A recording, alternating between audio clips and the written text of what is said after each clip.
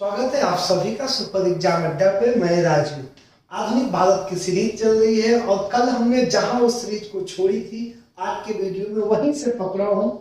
और इतने लंबे गैप के बाद 40-45 लोग पढ़ना शुरू किए हैं, ये बड़ी बात है मेरे लिए। और फिर एक नई शुरुआत है। मुझे पता 1.5 साल चैनल से मैं दूर रहा हूँ, तो 1.5 साल बाद एग्जाम टाइम पे बच्चे क्यों ट्रस्ट करेंगे आप पे। लेकिन ठीक है, मैं अपना क्वालिटी कंटेंट आपको दूंगा, क्वांटिटी कंटेंट नहीं, क्वालिटी कंटेंट मेरा काम है देना। और एग्जाम के 99% क्वेश्चन फंसेंगे इस टॉपिक से।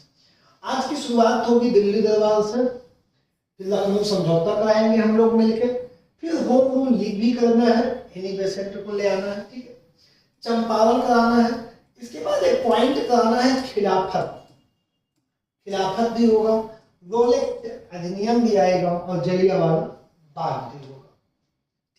इन सारे कांडों के बाद इस वीडियो में सारी बातें की जाएंगी। फिर कल की जब वीडियो आएगी संडे की, तो आपको मिलेगा असहयोग आंदोलन और 1920 से लेकर 1930 तक की घटना कल के टॉपिक में रहेगी। तो चलिए प्रश्न के साथ शुरुआत करते हैं पहले पॉइंट की। पहला पॉइंट है कि 1912 में जब राजधानी कलकत्ता से दिल्ली लाई गई, उस समय भारत का वायसराय कौन था? ठीक, 1912 मेयो, मिंटो, लॉरेंस या हर्डिंग। तो उसमें बेटा कौन हमारा वायसराय हो जाएगा? Lord herding. कौन हो जाएगा? लॉर्ड हर्डिंग हो जाएगा। कौन हो जाएगा? Lord herding second, Lord herding second. यही से आइए शुरू करते हैं दिल्ली दरबार। घटना कब की है? दिल्ली दरबार की। दिल्ली दरबार, तीसरा दिल्ली दरबार 1911 में किया गया और उस समय जॉर्ज पंचम आए और जॉर्ज पंचम ने कलकत्ता को राजधानी छोड़ के दिल्ली को राजधानी बनाने का प्रस्ताव दिया और दिल्ली की नींव रखी और बंगाल विभाजन को रद्द कर दिया। ठीक है, तो यही से हम अपनी बात को शुरू करेंगे। टॉपिक क्या रखा जाएगा? दिल्ली दरबार। तो आइए चलते हैं अपने टॉपिक पे। हम आज का टॉपिक हमारा क्या है बेटा? आज का टॉपिक हमारा है दिल्ली दरबार। पहला टॉपिक है दिल्ली दरबार। दिल्ली दरबार कुल कितने दिल्ली दरबार हुए? और दिल्ली दरबार क्या था? जब भारत गुलाम था, जब भारत गुलाम था, क्या था? गुलाम था। किसका गुलाम था? ब्रिटिश का। किसका गुलाम था? ब्रिटिश का। उस समय ये कौन सी घटना घट रही थी जिसे हम दिल्ली दरबार बोलते थे? कौन सी घटना घट रही थी? भारत में कितनी बार दिल्ली दरबार लगे? भारत में कितनी बार लगे? कितनी बार दिल्ली दरबार लगा? कितनी बार दिल्ली दरबार लगा? ठीक है, अब आइए दिल्ली दरबार के पूरे प्रकरण पे हम बात करते हैं। अब यही से शुरू करेंगे कि भारत में कुल 3 बार, कितनी बार? 3 बार दिल्ली दरबार लगा। 3 बार। कब? पहला, दूसरा और तीसरा। भारत में कुल 3 बार दिल्ली दरबार लगे। पहला दिल्ली दरबार कब लगा? 1877 में।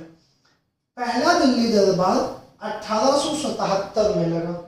1877 में लगा और उस समय भारत का वायसराय था लॉर्ड लिटन। भारत का वायसराय कौन था? लॉर्ड लिटन, जिसकी टाइमिंग थी 1876 से लेके 1880। प्रथम दिल्ली दरबार ये कौन सा था? प्रथम दिल्ली दरबार। प्रथम दिल्ली दरबार 1877 किसके समय? लॉर्ड लिटन के समय। अब यहां पे द्वितीय दिल्ली दरबार। द्वितीय दिल्ली दरबार कब लगा? 1903 में। 1903 में। और 1903 में वायसराय कौन था? Lord Curzon. Lord Curzon. Lord Curzon की टाइमिंग क्या थी? लॉर्ड कर्जन की बेटा जो टाइमिंग थी वो थी 1899 से 1905। तो दूसरा दिल्ली दरबार किसके समय लगा? लॉर्ड कर्जन के समय लगा। तीसरा दिल्ली दरबार लगा, तीसरा दिल्ली दरबार, तृतीय दिल्ली दरबार। तीसरा दिल्ली दरबार कब लगा? 1911 में। कब लगा? 1911 में। वायसराय कौन थे?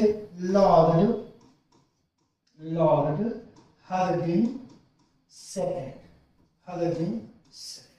लॉर्ड हरडिंग सेकंड क्या थे? तीसरे दिल्ली दरबार के वायसराय थे। इनकी टाइमिंग क्या थी? 1910 टू 1916। 10 टू 16। पहला दिल्ली दरबार, दूसरा दिल्ली दरबार और तीसरा दिल्ली दरबार, 3 दिल्ली दरबार भारत में लगे हुए थे। अब पहला दिल्ली दरबार किसके लिए लगा? तो पहला दिल्ली दरबार महारानी विक्टोरिया को भारत की सामग्री घोषित करने के लिए लगा। महारानी विक्टोरिया को भारत की क्या घोषित किया गया? सामग्री घोषित किया गया।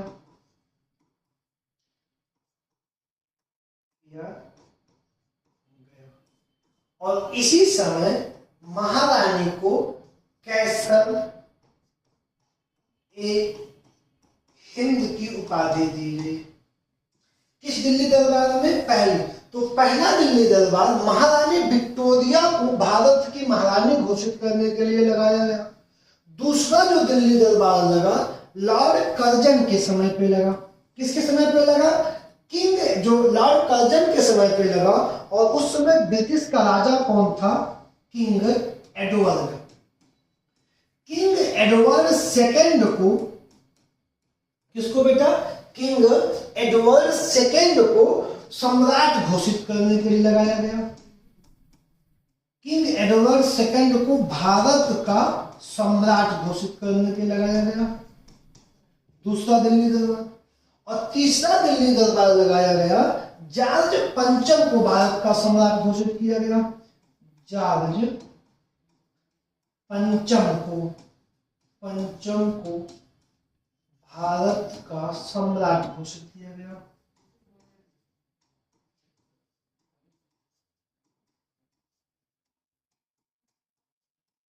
जॉर्ज पंचम को क्या किया गया? भारत का सम्राट घोषित किया गया। और इसी दिल्ली दरबार में, तीसरे दिल्ली दरबार में बंगाल विभाजन को क्या किया गया? रद्द कर दिया गया। क्या कर दिया गया? बंगाल। ये आपके तीनों दिल्ली दरबार के पहले पार्ट हो गए। स्क्रीनशॉट ले सकते हो, ठीक है, याद रख सकते हो। लिटन के समय कई सारी इंपॉर्टेंट घटनाएं हैं, जैसे राज्य टाइटिल अधिनियम के तहत महारानी को उपाधि, वर्नाकुलर प्रेस एक्ट। अब लिटन के बाद जो है कौन है? कर्जन है। कर्जन के समय तो कम से कम 10 विभागों की स्थापना हो जाएगी। ऐसे इंपॉर्टेंट है, सारे विभाग इंपॉर्टेंट है। और हर्डिंग सेकंड के समय 10 से 16 चल रहा है, तो विश्व युद्ध की शुरुआत हो जाएगी। गांधी आ जाएंगे, दिल्ली दरबार लग जाएगा, ठीक है। होम रूल लीग की शुरुआत हो जाएगी। 16 के बाद चेम्सफोर्ड आएंगे, 6-7 घटनाएं चेम्सफोर्ड के समय में हो जाएंगे। तो यही पे हम अपनी कहानी अब आगे बढ़ाते हैं दिल्ली दरबार से, ठीक। अब यहाँ पॉइंट आपने अपडेट कर लिया होगा। चलो आगे बढ़ो। अगला है हमको क्या पढ़ना है? तीसरा दिल्ली दरबार कुछ इंपॉर्टेंट क्वेश्चन बनाता है और दोनों बनाते नहीं है। तो अब दिसंबर 1911 में पहला पॉइंट आप नोट करेंगे। दिसंबर 1911 में तृतीय दिल्ली दरबार का आयोजन हुआ। तृतीय दिल्ली दरबार का आयोजन हुआ।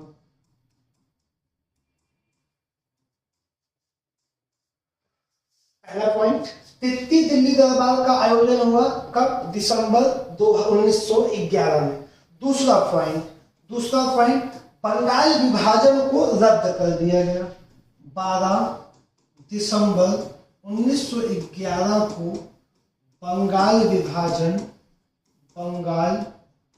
विभाजन रद्द कर दिया गया।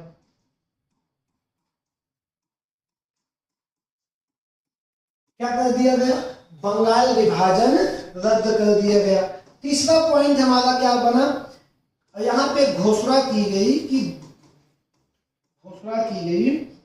कलकत्ता की जगह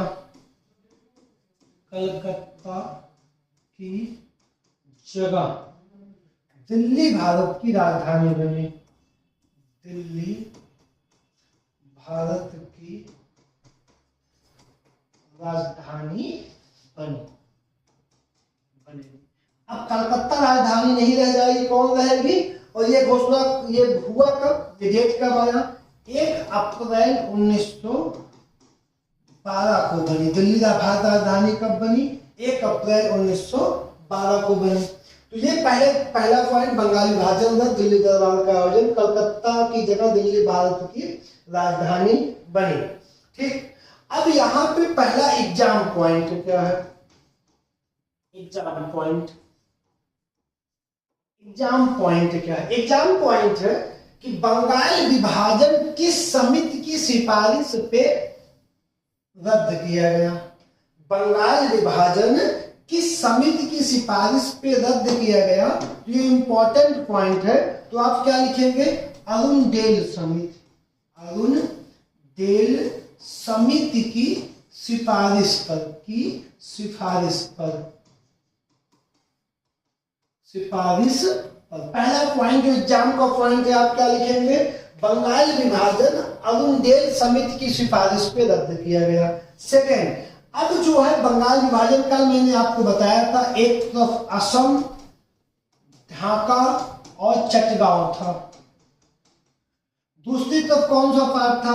दूसरी तरफ आपका पार्ट था बेटा कौन सा? ये वाला, उड़ीसा, बिहार और कलकत्ता जोन था। अब जो है कलकत्ता से बिहार और उड़ीसा को अलग कर दिया गया और असम को सिलाहट जोन में जोड़ के ढाका और चटगांव को एक में कर दिया गया। तो लगभग बंगाल विभाजन रद्द हो गया, उनकी मंशा पूरी हो गई। जो धर्म के लिए लड़ाई थी जाति वाली, वो भारत में शुरुआत हो चुकी थी। हिंदू मुस्लिम की लड़ाई को बीज बो के उन्होंने रद्द कर दिया। ठीक, यहाँ पे अपने 3 पॉइंट हो गए। अब यहाँ पे पहला पॉइंट, हाँ एक पॉइंट हल्का सा छूटा है बेटा। कौन रहा था? जॉर्ज पंचम आ रहे थे। कौन आ रहा था? जॉर्ज पंचम और रानी मैरी आ रही थी। इनके स्वागत में बंबई में समुद्र के किनारे क्या बना? गेटवे ऑफ मुंबई बना। इन्हीं के स्वागत में गेटवे ऑफ मुंबई का निर्माण किया गया था। ठीक, यहाँ तक पॉइंट अपडेट कर लिया गया। ठीक है, कोई दिक्कत? सारे क्वेश्चन अपडेट थे, टेंशन मत लो, कोई क्वेश्चन नहीं छूटा। अब समझो 23 पहला क्या हुआ? एक प्लान था किसका? हार्डिंग का एक प्लान है कि 23 दिसंबर 1912 को राजधानी हस्तांतरण का डेट रखा गया। राजधानी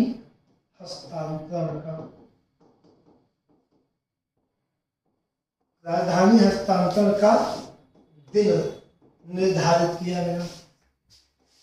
क्या किया गया?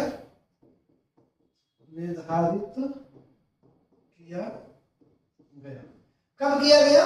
23 दिसंबर 1912 को निर्धारित किया गया था। ठीक, अब जो जुलूस निकला बेटा, उस जुलूस में एक जुलूस निकला जिस पे लॉर्ड हार्डिंग दिल्ली में प्रवेश कर रहे थे हाथी पे बैठकर। किस पे बैठ के? हाथी पे बैठ के दिल्ली में प्रवेश कर रहे थे। कौन प्रवेश कर रहा था? लॉर्ड हार्डिंग कर रहे थे बेटा। लॉर्ड हार्डिंग सेकंड दिल्ली में क्या कर रहे थे? प्रवेश कर रहे थे। और इसी प्रवेश के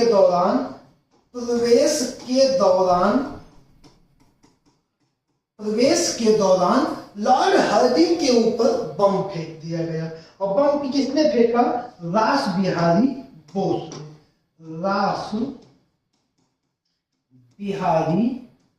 बोस द्वारा हार्डिंग पर बम फेंक दिया गया।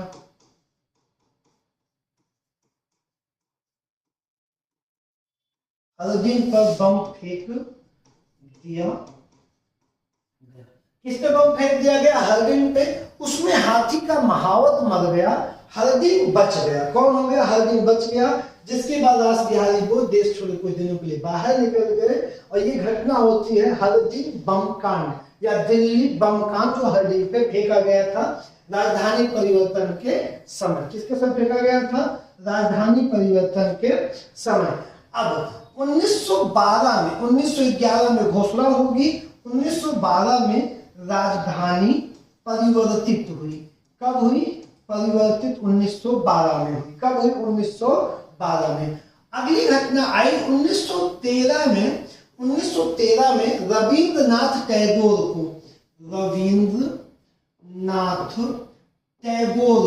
रविंद्रनाथ टैगोर को उनकी पुस्तक गीतांजलि के लिए क्या दिया गया?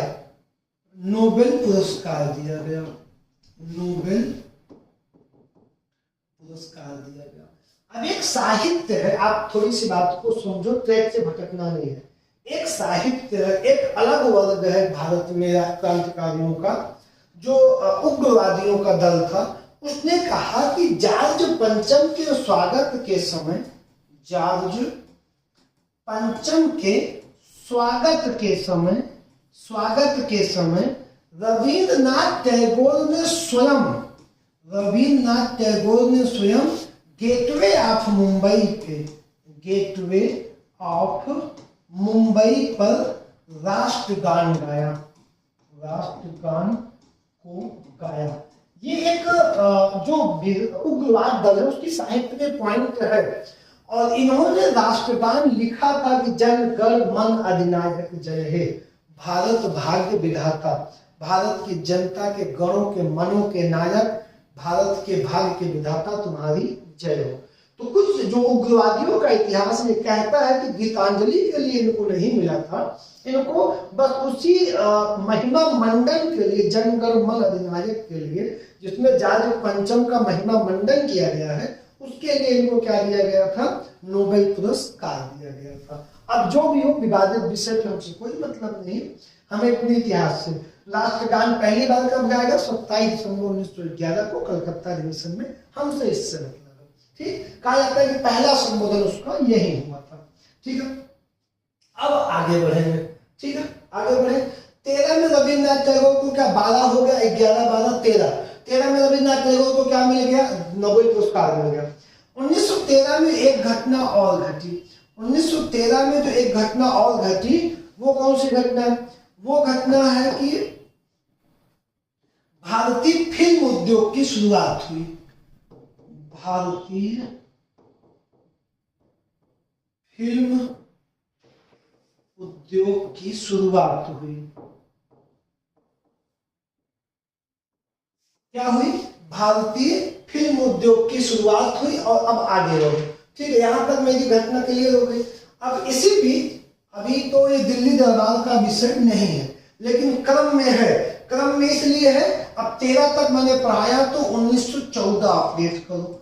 1914 एक घटना है,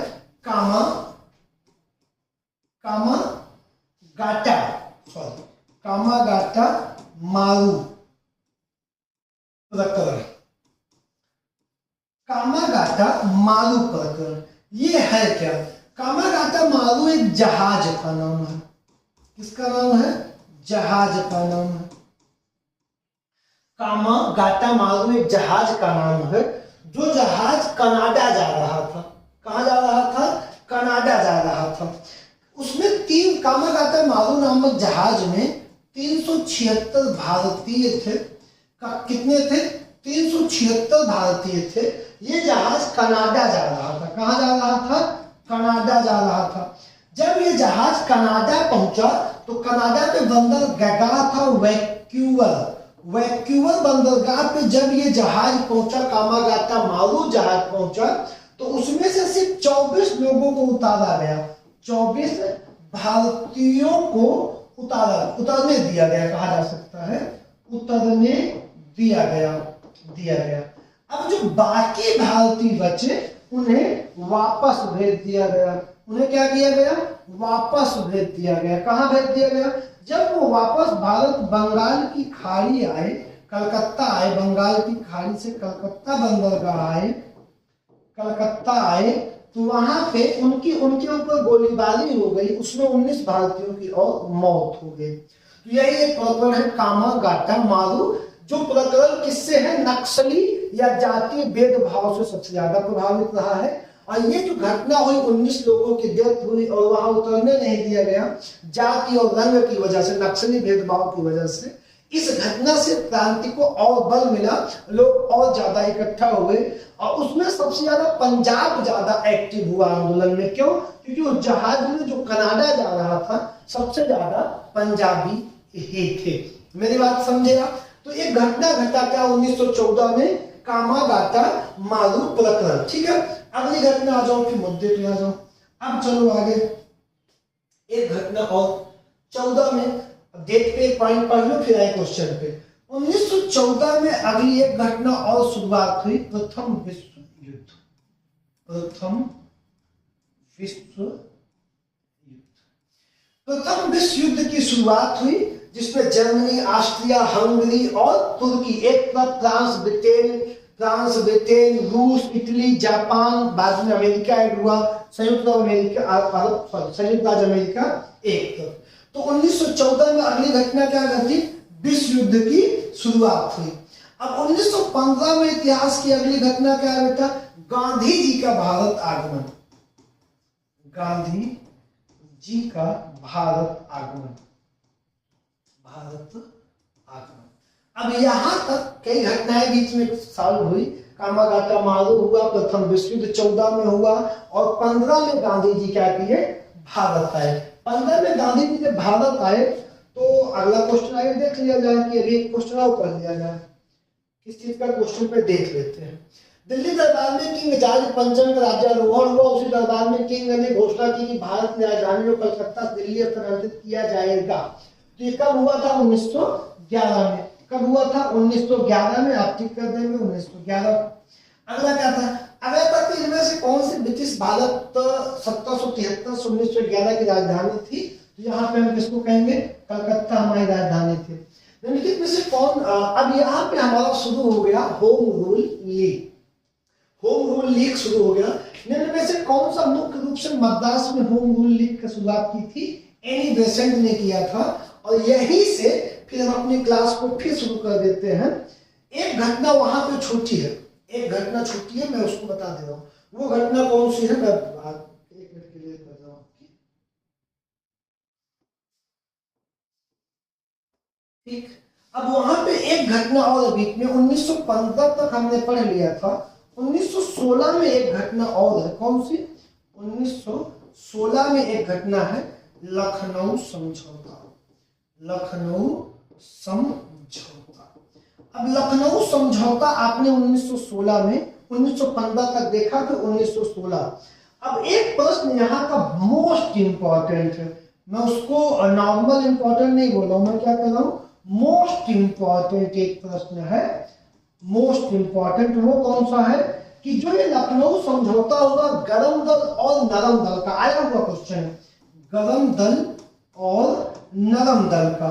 इसमें महत्वपूर्ण, इनको मिलाने में सबसे महत्वपूर्ण भूमिका किसकी थी, तुमको एक पॉइंट याद रखना है, एनी बेसेंट। एनी बेसेंट की सबसे महत्वपूर्ण योगदान था गरम दल और नरम दल को इकट्ठा करने के लिए। तो 1916 में लखनऊ समझौता हुआ, ठीक, और यहाँ पे एनी बेसेंट का सबसे इंपॉर्टेंट योगदान था। अब आइए बात शुरू करें होम रूल लीग आंदोलन की। और होम रूल लीग आंदोलन भी कब शुरू हुआ, 1916 में। 1916 होम रूल लीग आंदोलन।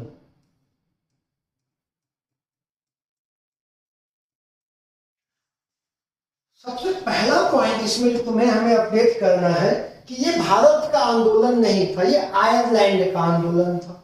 और एक आयरलैंड के नेता थे रेडमॉन्ड, उन्होंने सबसे पहले आयरलैंड में होम रूल लीग आंदोलन की शुरुआत की। होम रूल, घर से गवर्न होने वाला आंदोलन, हम अपने नियम खुद बनाएंगे, होम रूल लीग, गृह आंदोलन, ठीक, इसकी हमने शुरुआत की। तो पहला पॉइंट क्या होगा कि आयरलैंड के आयरिश नेता, आयरलैंड के कौन नेता?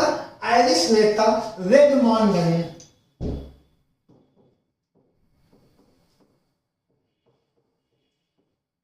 रेडमॉन्ड ने किसकी स्थापना की? होम रूल लीग की स्थापना की।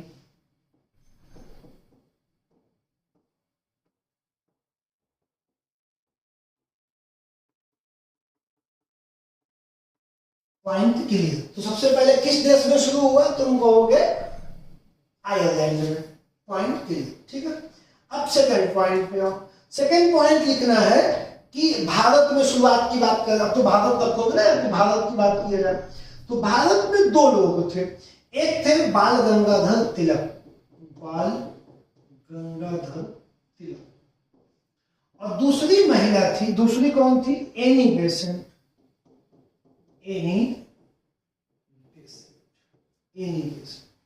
इन दो लोगों ने भारत में होम रूल लीग आंदोलन की स्थापना की।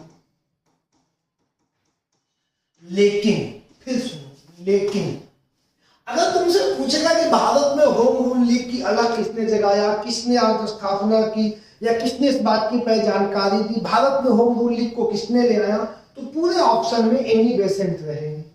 पहले किसने स्थापना की भारत में? तब गंगाधर तिलक है। सबसे पहले बाल गंगाधर तिलक स्थापित करें, लेकिन आंदोलन लाया कौन? एनी बेसेंट लाए। अब इस बात की जो मूलतः स्थापना की योजना किसने बनाया? स्थापना की योजना, तो स्थापना की योजना किसने बनाया? एनी बेसेंट ने। किसने बनाया? एनी बेसेंट ने। एनी बेसेंट की एक किताब थी कॉमनवील। कौन सी किताब थी? एनी बेसेंट की बेटा एक किताब थी कॉमनवील।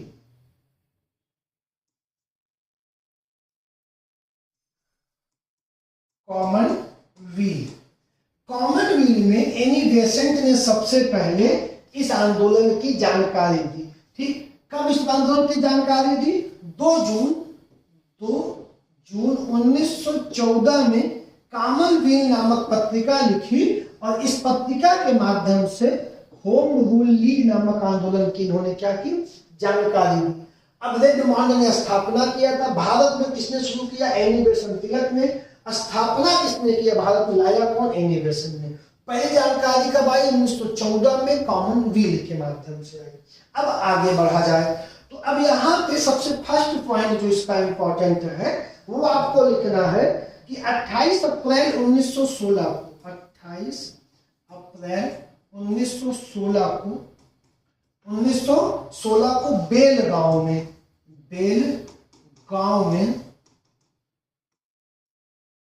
कहां पे? बेलगांव में बाल गंगाधर तिलक ने होम रूल लीग की स्थापना की।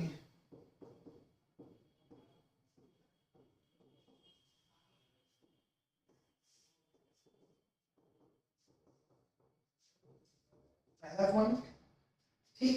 कब की? 28 अप्रैल 1916 में। तो अप्रैल से मई, जून, जुलाई, अगस्त, सितंबर, कब तक बात करेंगे? सितंबर 1916 में मद्रास के अड्यार में एनी बेसेंट ने अड्यार में होम रूल लीग की स्थापना एनी बेसेंट ने की।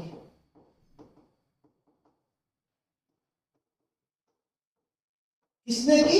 एनी बेसेंट ने की। इनसे 5 महीने बाद, ठीक, किसके 5 महीने बाद? बाल गंगाधर तिलक के 5 महीने बाद। अब इनका क्षेत्र भी डिवाइड था। अब इनका क्षेत्र क्या था? इनका क्षेत्र था कर्नाटक के बाद महाराष्ट्र, लेकिन महाराष्ट्र में बंबई नहीं था, बंबई को छोड़ के महाराष्ट्र, फिर मध्य प्रांत, फिर बरार। ये किसका क्षेत्र था? बरार। ये किसका क्षेत्र था? होम रूल लीग बाल गंगाधर तिलक का। और इनके क्षेत्र को छोड़ के पूरा भारत किसका क्षेत्र था? एनी बेसेंट का क्षेत्र था। लेकिन एनी बेसेंट का होम रूल लीग के सबसे ज्यादा कार्यक्रम और कहाँ किए गए? मद्रास में किए गए। सबसे ज्यादा कार्य कहाँ किए गए? मद्रास में किए गए। ठीक, 2 पॉइंट हो गए यहाँ पे क्लियर। अब इन्होंने मतलब बाल गंगाधर तिलक ने अपने होम रूल लीग का अध्यक्ष किसे बनाया? इन्होंने अध्यक्ष बनाया जोसेफ बैपिस्टा को अध्यक्ष बनाया। और इन्होंने सचिव किसको बनाया अपने होम रूल लीग का? जॉर्ज अरुंडेल को। तो एनी बेसेंट द्वारा स्थापित होम रूल लीग का अध्यक्ष कौन बना? जॉर्ज। सचिव कौन बना? जॉर्ज अरुंडेल बने। और बाल गंगाधर तिलक द्वारा स्थापित जोसेफ बैपिस्टा बने। और इन्होंने सचिव किसको बनाया? इन्होंने सचिव बनाया एनसी केलकर को बनाया। किसको बनाया? एनसी केलकर को बनाया। और इनका मुख्यालय कहाँ था? इनका मुख्यालय था इनके होम रूल लीग का पुणे में। और इनके होम रूल लीग का मुख्यालय कहाँ था? मद्रास के अड्यार में। मद्रास के अड्यार में था। ठीक, अब जो है एनी बेसेंट का होम रूल लीग आंदोलन बहुत सफल हुआ। और इसमें बहुत सफल होने के बाद जवाहरलाल नेहरू, वी चक्रवर्ती और एक नाम क्या है? दास, इसके सदस्य बने। इनकी इस आंदोलन के सदस्य बने।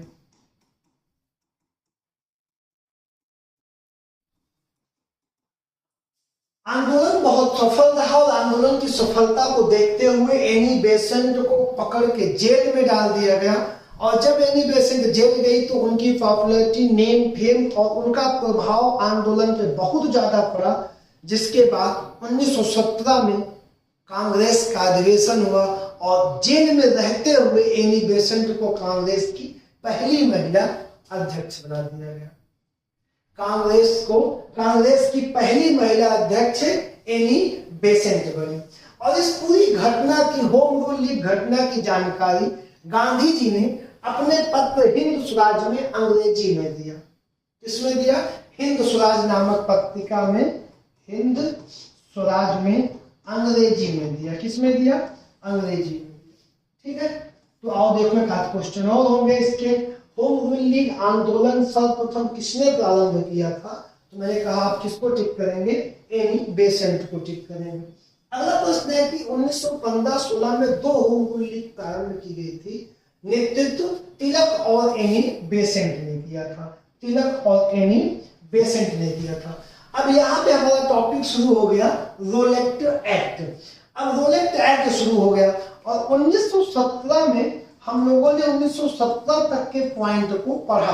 कब तक के पॉइंट को पढ़ा? 16 तक पढ़ा। स्थापना हुई 17 में कांग्रेस की महिला अध्यक्ष बनी। कौन बना? Annie Besant. अब 17 में जो अगली घटना घटी इतिहास की वो थी चंपारण सत्याग्रह। गांधी की पहली सत्याग्रह गांधी के नेतृत्व में किया गया पहला आंदोलन। कौन सा था? चंपारण बिहार में है। यह आंदोलन गांधी का नहीं था, गांधी को बुलाया गया था। और इसमें गांधी को बुलाने वाले कौन थे?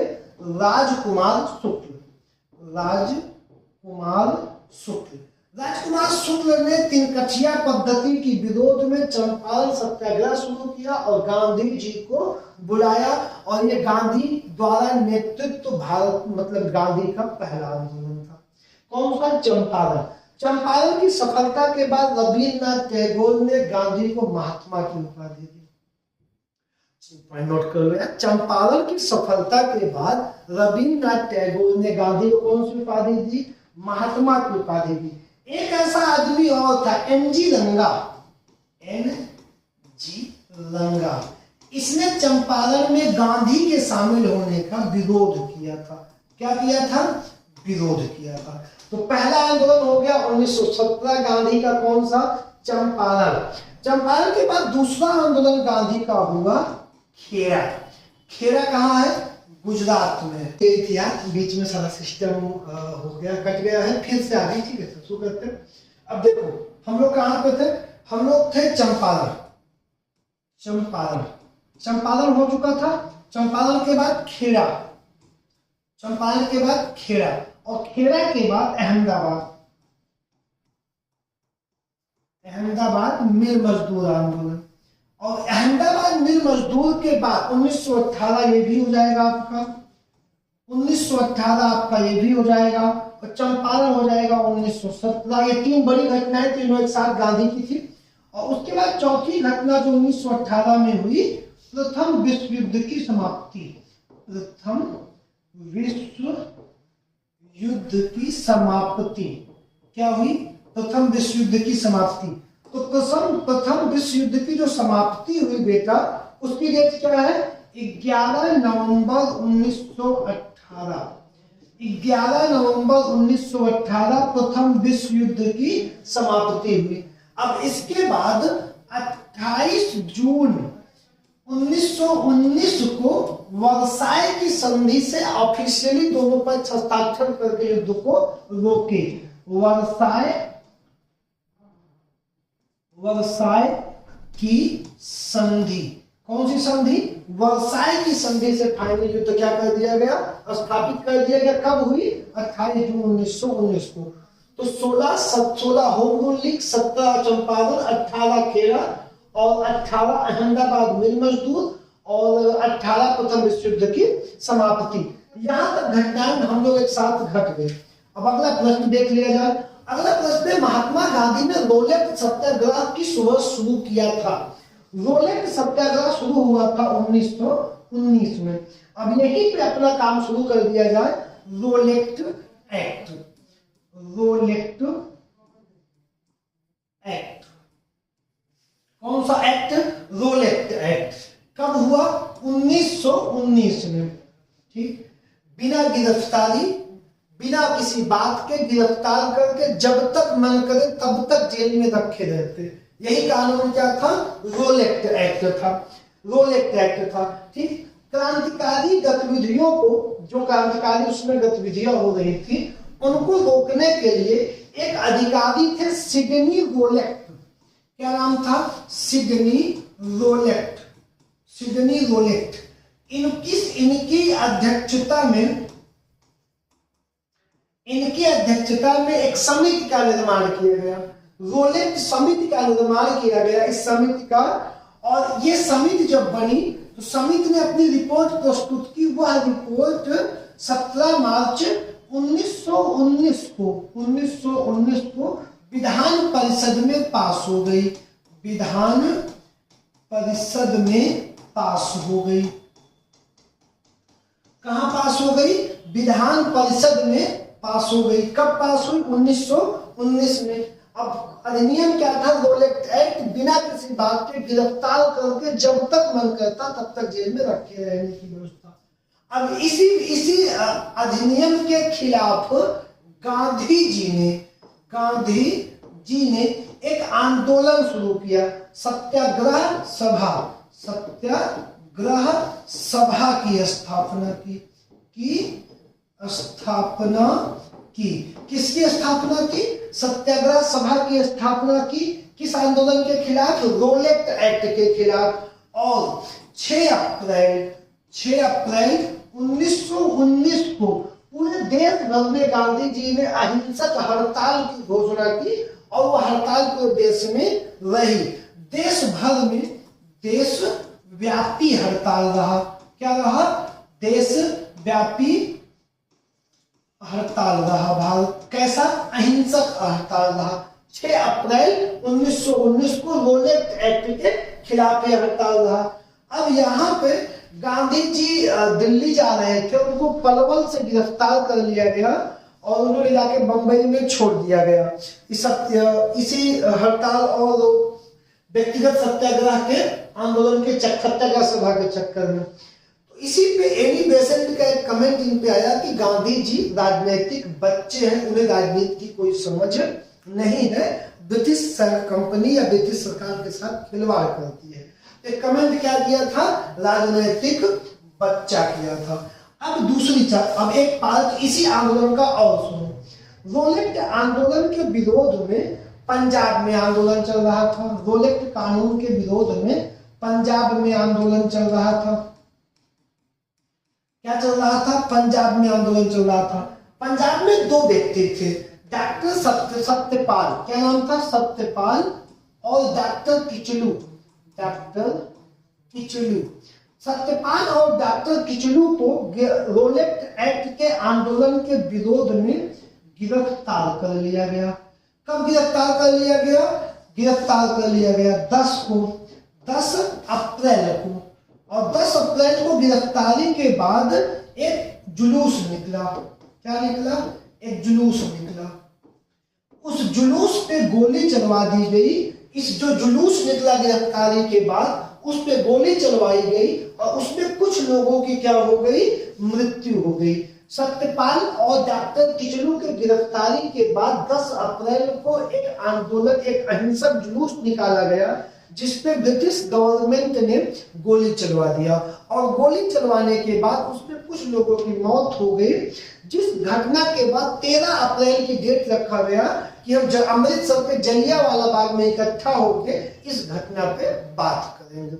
13 अप्रैल की डेट निर्धारित की गई। कौन सी? 13 अप्रैल की। 13 अप्रैल को बैसाखी था।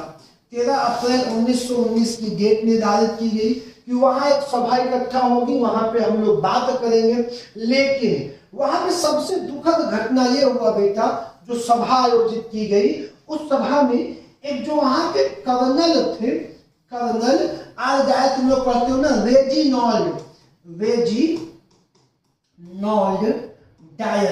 रेजिनॉल्ड डायर अपने 150 सैनिकों के साथ पहुंचे और 10 मिनट तक अंधाधुंध फायरिंग करवा दिए। एक तरफ से ऐसे घूम दिए, जिसमें कहा जाता है कि सरकारी आंकड़े तो बहुत कम कहते हैं, लेकिन बहुत बड़े पैमाने पे लोग मरे। एक वहां पे छोटा सा कुआं था, उसमें लोग कूद के मरे। और एक विभत्स घटना घटी, जलियांवाला बाग हत्याकांड। कर्नल आर डायर के नाम से क्वेश्चन बनता है। कर्नल आर डायर ने सिपाहियों को गोली चलाने का आदेश दिया। क्वेश्चन समझते तो मैं क्या पढ़ा रहा हूं? गोली चलाने का आदेश दिया। किसने दिया? कर्नल आर डायर ने। जिसमें लोग मारे गए, बड़े पैमाने पे लोग मारे गए। और इसी के विरोध में रविंद्रनाथ टैगोर ने अपनी नाइटहुड की उपाधि त्याग दी। नाइटहुड की उपाधि त्याग दी। क्या की? नाइटहुड की उपाधि को त्याग दिया। किसने? रविन्द्रनाथ टैगोर ने। अब इस घटना की जांच के लिए 2 समितियां बनी। एक समिति ब्रिटिश गवर्नमेंट की तरफ से बनी और एक समिति भारतीय राजनीतिक आंदोलनकारियों की समिति से बनी। तो पहली थी हंटर समिति। हंटर समिति बनाई गई ब्रिटिश की तरफ से। किसकी तरफ से? ब्रिटिश की तरफ से। इस समिति के अध्यक्ष थे लॉर्ड हंटर। इस समिति के अध्यक्ष कौन थे? लॉर्ड हंटर थे। इस समिति में 8 सदस्य थे और इन 8 सदस्यों में 3 सदस्य भारतीय थे। और दूसरी समिति कौन सी बनी? तहकीकात कमेटी। तहकीकात कमेटी किसने बनाया? मदन मोहन मालवीय ने। मदन मोहन मालवीय ने तहकीकात कमेटी की स्थापना की। किसकी स्थापना की? तहकीकात कमेटी की। इसमें जो है मोतीलाल नेहरू सदस्य थे। मोतीलाल नेहरू, महात्मा गांधी और सीआर दास मेंबर थे। इनको जांच की एक समिति बनाएगी। किसकी समिति बनाएगी? जांच की। अगला प्रश्न देखते हैं हम लोग। अगला प्रश्न है कि फरवरी 1919 में सत्याग्रह सभा की स्थापना किसके द्वारा की गई थी? आपको पता है, मोहनदास करमचंद गांधी के द्वारा। अगला प्रश्न है रविन्द्रनाथ टैगोर ने की वजह से अपनी नाइटहुड की उपाधि लौटा दिया? तो जलियांवाला बाग हत्याकांड की वजह से। अगला प्रश्न हमारा क्या है? ये बहुत इंपॉर्टेंट प्रश्न है जो मैं सच में खोज रहा था। अब यहाँ पे जलियांवाला बाग हत्याकांड में आदेश किसने दिया? अब जानते हो, यहाँ पे एक पॉइंट लिख लो, गोली चलाने का आदेश किसने दिया? कर्नल रेजिनाल्ड डायर ने गोली चलाने का आदेश। और उस समय पंजाब का राज्यपाल कौन था? माइकल ओ डायर था। ये पंजाब का राज्यपाल था। उधम सिंह ने किसको जाके गोली मारी थी लंदन में? उधम सिंह ने किसको गोली मारी थी? माइकल ओ डायर को। किसको गोली मारी थी? माइकल ओ डायर को उधम सिंह ने गोली मारी थी। ये कौन था? पंजाब का राज्यपाल था। सारा कार्यक्रम इसी के इशारे पे हो रहा था। आदेश किसने दिया था? आर डायर ने। और गोली किसको मारा गया था? ओ डायर को। ये कौन था? पंजाब का राज्यपाल था। अगले प्रश्न की ओर बढ़ते हैं। अगला प्रश्न है खिलाफत। अगला आंदोलन कौन सा है? 1919 में एक और आंदोलन हुआ, खिलाफत आंदोलन। खिलाफत आंदोलन कब हुआ? क्या हो गया जी?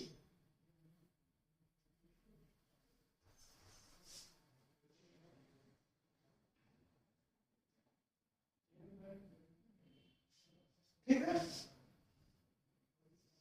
खिलाफत आंदोलन का नेतृत्व किसने किया था? अब खिलाफत आंदोलन हमारा छोटा सा टॉपिक है, बहुत बड़े टॉपिक है सब नहीं है। खिलाफत आंदोलन। खिलाफत आंदोलन 1919 खिलाफत आंदोलन। खिलाफत आंदोलन तुर्की साम्राज्य के विभाजन के बाद भारत में एक आंदोलन इस्लाम में शुरू हुआ। तुर्की जो है इस्लाम का गढ़ था, इस्लाम की पूरी व्यवस्था थी। विश्व युद्ध के बाद तुर्की का विभाजन कर दिया गया, जिसके बाद खिलाफत के खलीफा के पद को समाप्त कर दिया गया। एक आंदोलन शुरू हुआ, खिलाफत आंदोलन तुर्की के लिए। उस आंदोलन की शुरुआत किए अली बंधुओं ने की। उनका नाम क्या था? शौकत अली और मोहम्मद अली। किसने किया? शौकत अली और मोहम्मद अली ने आंदोलन की क्या की? शुरुआत की। इन्होंने आंदोलन को क्या किया? प्रारंभ किया। किसने? शौकत अली ने और मोहम्मद अली ने। ठीक। अब सितंबर 1919 में खिलाफत कमेटी का गठन किया गया। खिलाफत कमेटी का गठन किया गया। किस कमेटी का?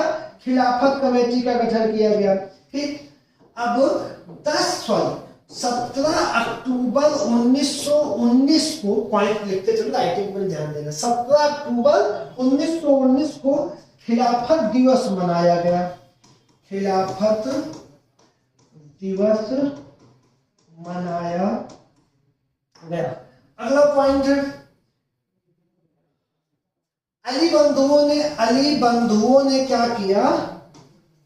गांधी जी को बुलाया और इस आंदोलन में गांधी जी ने बढ़ चढ़ के हिस्सा लिया। और गांधी ने कहा कि हिंदू मुस्लिम एकता का इससे बड़ा मंच कोई नहीं हो सकता। और गांधी जी के खिलाफत से जुड़ने का विरोध किसने किया था? विरोध में क्या किया था? किसने? मोहम्मद अली जिन्ना ने विरोध किया था। गांधी जी को बड़ा मंच मिलने से किसने विरोध किया था? मोहम्मद अली जिन्ना ने गांधी जी के खिलाफत में अध्यक्षता का विरोध किया था। ठीक है। और फाइनली 19 जनवरी 1920 को एक प्रतिनिधि मंडल खिलाफत आंदोलन के पक्ष में गया, मिला वायसराय से, लेकिन कोई भी निर्णय नहीं निकला। जिसके बाद अगले आंदोलन की नींव पड़ेगी असहयोग की। किसकी नींव पड़ेगी? असहयोग आंदोलन की नींव पड़ेगी। कल की क्लास में कोशिश करेंगे कि 20 से लेके कुछ घटनाएं एक साथ चर्चा हो जाए। 3-4 दिन में आदमी बाद 5-5, 7-7 साल में खत्म हो जाए। धन्यवाद।